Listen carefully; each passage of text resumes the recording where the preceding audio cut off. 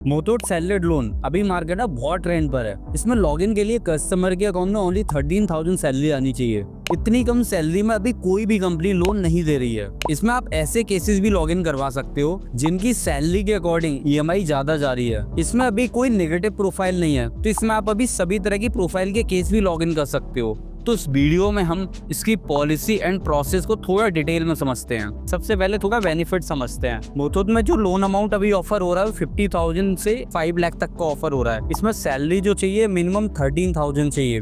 इसमें लॉगिन के टाइम पे आप सारी कंपनी के साथ लॉगिन कर सकते हैं, चाहे वो प्रोप्राइटर हो, पार्टनरशिप हो, कुछ भी हो। वो मुथूट अभी ओनली वीडियो पीडी के बेस पे ही केस को डिस्बर्स कर रहा है। इसमें कोई भी फिजिकल वेरिफिकेशन की रिक्वायरमेंट नहीं है। इसमें आप विदाउट पीएफ डिडक्शन वाले केसेस भी लॉगिन कर सकते हो। इसमें अभी कोई नेगेटिव प्रोफाइल भी नहीं है। इनके pin code almost pan India serviceable रहते हैं एंड इनका पूरा प्रोसेस डिजिटल है, लॉगिन से लेकर डिस्बर्सल तक का। अब हम लोग बेसिक क्राइटेरिया समझते हैं कि क्या क्या बेसिक कस्टमर के अंदर क्राइटेरिया होने चाहिए जिससे कि हम वो केस लॉगिन कर पाए। सबसे पहले कस्टमर की एज 21 से 58 के बीच में होनी चाहिए। उसके अकाउंट में मिनिमम 13,000 सैलरी आ रही हो। कैश सैलरीड वाले केस अलाउड नहीं होंगे। उसका सिविल 700 प्लस होना चाहिए। -1 सिविल वाले केस अलाउड नहीं होंगे। वो चाहे proprietorship, partnership, government, private limited, LLP किसी में भी जॉब कर रहा हो, सारी कंपनीज अलाउड हैं। इसमें हम लोग ऑल टाइप की प्रोफाइल भी लॉगिन कर सकते हैं, चाहे वो उसकी कोई भी प्रोफाइल हो, सिक्योरिटी गार्ड हो, ग्रेड 1 हो, ग्रेड 2, ग्रेड 3, किसी भी तरह की प्रोफाइल हो, सारी प्रोफाइल अलाउड है। और लॉगिन के टाइम पे हमेशा कस्टमर का पिन कोड जरूर चेक करना, वो सर्विसेबल होना चाहिए, देन लॉगिन करना। तो ये कुछ बेसिक क्राइटेरिया थे, वो हमें चेक करने हैं लॉगिन से पहले। अब हम लोग बात कर ले कि कस्टमर को क्या क्या डॉक्यूमेंट की रिक्वायरमेंट है। सबसे पहले इसका आधार कार्ड, पैन कार्ड, 3 मंथ की सैलरी स्लिप, 6 मंथ का बैंक स्टेटमेंट, और अगर लोन अमाउंट 1 लाख से ऊपर का है तो ओन हाउस प्रूफ की रिक्वायरमेंट है। ओन हाउस प्रूफ अगर पैन इंडिया में उसका कहीं भी है तो वो चल जाएगा, जरूरी नहीं उसका करंट स्टेटस ओन होना चाहिए।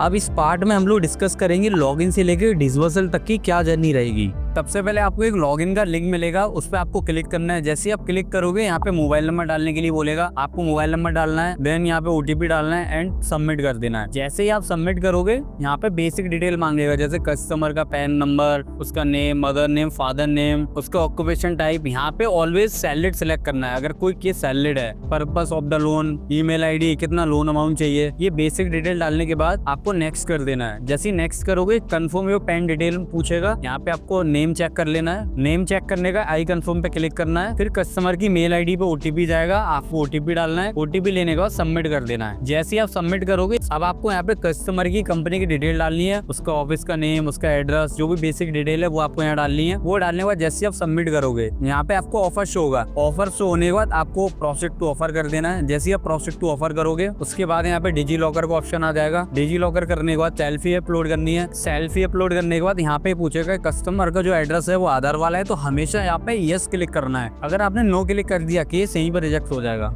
यहाँ पे आपको हमेशा यस सिलेक्ट करना है कि वो आधार वाले एड्रेस पर रहता है। उसके बाद आपको सबमिट कर देना है। जैसे आप सबमिट करोगे केस अंडर रिव्यू में चला जाएगा। केस अंडर रिव्यू जाने के बाद आपको थोड़ी देर वेट करना है वीडियो केवाईसी, वीडियो पीडी के लिंक के लिए। अगर कस्टमर के एसएमएस में वीडियो पीडी या वीडियो केवाईसी का लिंक नहीं आया है तो आप कस्टमर का मोबाइल नंबर हम लोगों को भेज देना, हम लोग एसएम से लेके आपको भेज देंगे। वीडियो केवाईसी में क्या होता है, कस्टमर के पास ओरिजिनल पैन कार्ड होना चाहिए और वो किसी भी लोकेशन से कर सकता है। वहाँ पे एजेंट कनेक्ट होता है, वो आपसे ओरिजिनल पैन कार्ड मांगेगा कस्टमर से, वो दिखाना है एंड वीडियो केवाईसी कंप्लीट हो जाएगी। वीडियो पीडी केस में क्या होता है, ये कस्टमर के ऑफिस से होगी। उस केस में क्या होगा, कस्टमर को अपने ऑफिस में होना जरूरी है एंड ऑफिस का बोर्ड होना जरूरी है। तो वीडियो पीडी के टाइम पे एजेंट कनेक्ट होगा, वो ऑफिस का बोर्ड देखेगा। ऑफिस का बोर्ड देखने के बाद वीडियो पीडी कंप्लीट हो जाएगी। वीडियो पीडी और वीडियो केवाईसी कंप्लीट होने के बाद आपको कस्टमर की 3 महीने की सैलरी स्लिप और 6 मंथ का स्टेटमेंट हमें शेयर कर देना है एंड उसके बाद केस क्रेडिट में मूव हो जाएगा। अगर कोई पेंडेंसी नहीं आती उस केस में नेच का लिंक आ जाएगा। डेबिट कार्ड, आधार कार्ड या नेट बैंकिंग से नेच कर सकते हो एंड एग्रीमेंट कर सकते हो एंड केस डिस्बर्स हो जाएगा। अगर कोई पेंडेंसी आती है तो पेंडेंसी हमें रिजॉल्व करानी है एंड उसके बाद नेच का लिंक आएगा, एग्रीमेंट का लिंक आएगा एंड केस डिस्बर्स होगा। अगर किसी रीजन से क्रेडिट को केस में कोई डाउट लगता है, फ्रॉड लगता है, तो केस यहाँ पे रिजेक्ट भी हो सकता है। तो एक बेसिक जर्नी थी जो मैंने आपको बताई है, लॉगिन से लेकर डिस्बर्सल तक के क्या क्या स्टेप्स होते हैं, कहाँ पे हमें क्या क्या चीजें ध्यान रखनी है एंड केस कैसे डिस्बर्स होता है। अगर आपको मुथूट सैलरीड लोन का डीएसए चाहिए तो डिस्क्रिप्शन में लिंक है, वहां से आप कॉन्टेक्ट कर सकते हो, आपको डीएसए मिल जाएगा, आप लॉगिन स्टार्ट कर सकते हो एंड डिस्बर्सल के बाद आपको पे आउट मिल जाएगा। बाकी आपको वीडियो कैसी लगी हो प्लीज कमेंट बॉक्स में जरूर बताना।